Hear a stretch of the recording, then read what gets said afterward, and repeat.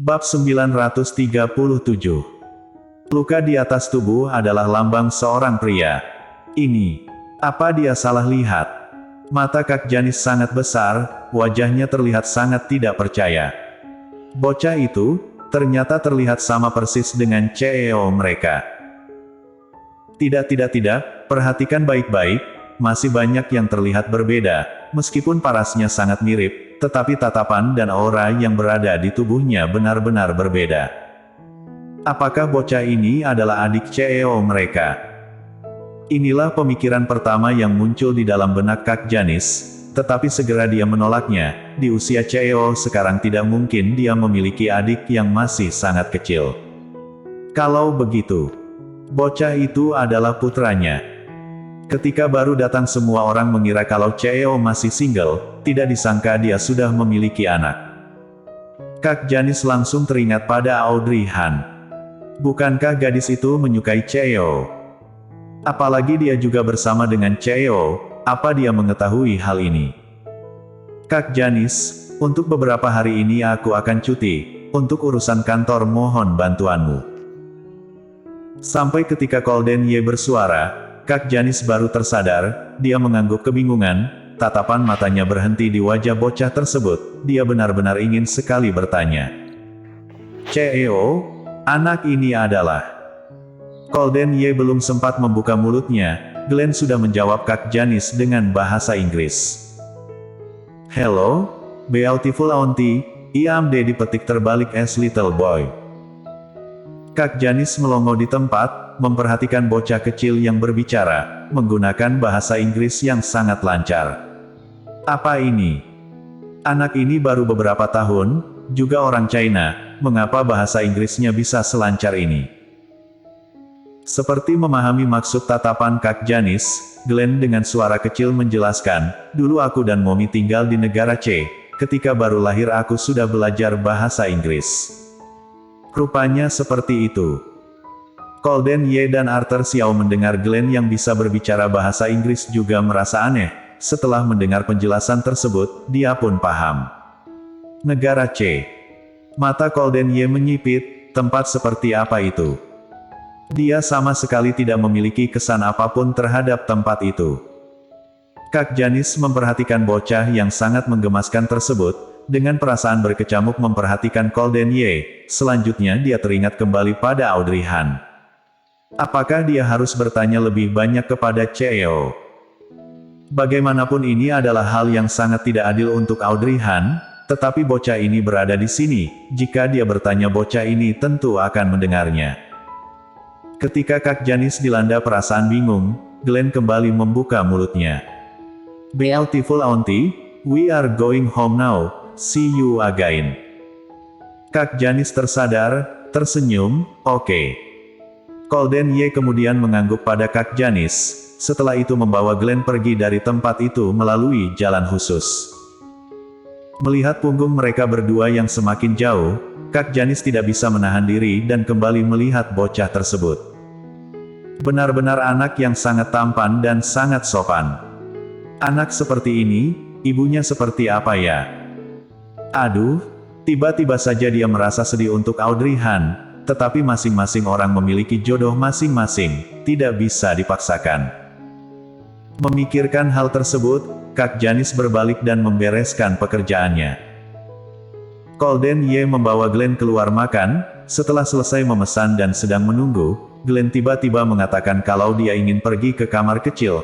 Arthur Xiao segera bangkit, Tuan muda kecil, aku akan mengikutimu, kebetulan aku juga ingin pergi ke kamar kecil. Glenn tidak berpikir panjang, mengangguk, membiarkan Arthur Xiao menarik tangannya meninggalkan tempat tersebut. Melihat mereka berdua pergi, tatapan Golden Ye berhenti di tubuh Arthur Xiao.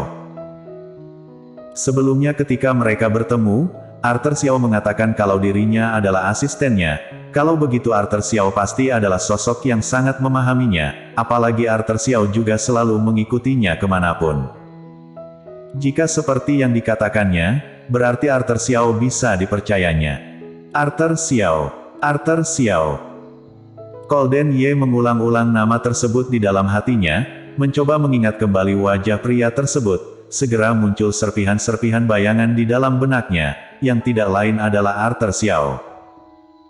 Tetapi, serpihan-serpihan ingatan itu menghilang kembali, pergi dengan sangat cepat sampai dia tidak sempat menangkap apapun. Golden Ye berusaha keras mengingatnya.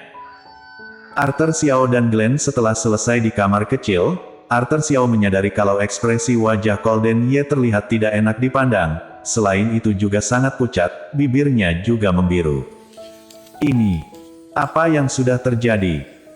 Mereka hanya pergi ke kamar kecil sebentar, apa yang sudah terjadi? Tetapi Glenn berada di sini, Arthur Xiao tidak berani langsung bertanya, dengan berhati-hati dia bertanya pada Golden Ye. Tuan Muda Ye. Mendengar suara Arthur Xiao, Golden Ye langsung berhenti, segera dia melihat ke arah Arthur Xiao. Mereka berdua beradu pandang, Arthur Xiao menyadari ekspresi wajah Golden Ye terlihat lebih buruk, bahkan lebih buruk dari bayangannya. Wajah Arthur Xiao langsung terlihat sangat serius, tatapannya ketika memperhatikan Golden Ye dipenuhi oleh kekhawatiran. Apa ada banyak orang di toilet? Golden Ye menggerakkan bibirnya dan bertanya. Arthur Xiao menggeleng, tidak banyak. Baik. Mendengarnya, Golden Ye langsung bangkit, berjalan menuju ke kamar kecil. Glenn belum sempat melihat wajah Golden Ye, jadi dia tidak menyadari keadaan Golden Ye sekarang. Tetapi tidak lama setelah Golden Ye ke toilet, Glenn menyadari ekspresi khawatir di wajah Arthur Xiao. Dia tidak bisa menahan diri bertanya, Paman Xiao, Dedi hanya pergi ke toilet, mengapa kamu terlihat sangat cemas? Arthur Xiao. Benarkah? Tidak. Selesai mengatakannya, Arthur Xiao kemudian memaksakan diri untuk tersenyum pada Glenn. Glenn, Paman Xiao berhentilah tersenyum, kamu terlihat sangat tidak enak dipandang. Di wajahnya ada bekas luka tersebut membuat wajahnya yang biasa-biasa saja kelihatan galak. Sekarang Glenn berusaha membuatnya tersenyum, ekspresinya benar-benar sulit digambarkan. Jika bukan karena khawatir melukai hati seorang pria dewasa, Glenn pasti akan mengejeknya tanpa sungkan. Mendengar kalimat tersebut, senyuman kemudian merekah di wajah Arthur Xiao, meskipun dia tidak ingin melakukannya, tetapi gerakan tangannya langsung menutupi bekas luka yang ada di wajahnya. Tersenyum getir dia mengatakan, maaf, apakah ketika Paman Xiao tersenyum luka yang ada di wajah Paman membuat kamu takut? Mendengar hal tersebut, Glenn memiringkan kepalanya, setelah itu dia menggeleng. Bukan luka Paman Xiao, tadi Paman terlalu memaksakan diri untuk tersenyum. Selesai mengatakannya, Glenn tersenyum, dan lagi Paman Xiao, luka di wajahmu itu tidak jelek, sama sekali tidak bisa membuat orang takut. Arthur Xiao tertegun, tidak jelek. Bagaimana mungkin? Arthur Xiao tersenyum pahit. Luka ini, dari permukaan berada di wajahnya, tetapi letak sesungguhnya ada di hatinya. Benar-benar tidak jelek Paman Xiao, apa Paman tidak pernah mendengar kalimat ini? Mungkin bisa merasakan luka yang ada di dalam hatinya, bocah ini ingin menghiburnya. Mendengar hal tersebut, Arthur Xiao terdiam, menunduk dan melihatnya, kalimat apa? Luka yang ada di tubuh, adalah lambang seorang pria. Arthur Xiao tertegun, dia tidak menyangka kalimat ini diutarakan oleh anak kecil padanya. Meskipun luka Paman Xiao ada di wajah, tetapi itu adalah sebuah lambang, Paman Xiao sangat tampan, jangan karena sebuah luka langsung minder. Setelah mendengar kalimat tersebut, untuk waktu yang cukup lama Arthur Xiao tidak mengatakan apapun. Sebelumnya dia merasa Glenn sangat menakutkan, anak ini begitu tega menjebak dadinya sendiri. Tetapi sekarang setelah bocah ini mengatakan hal tersebut, Arthur Xiao mengganti pemikirannya. Tidak peduli apakah dia mengatakannya dengan tulus, ataupun hanya untuk menghiburnya, kata-kata tersebut sangat mengena di hatinya. Bersambung.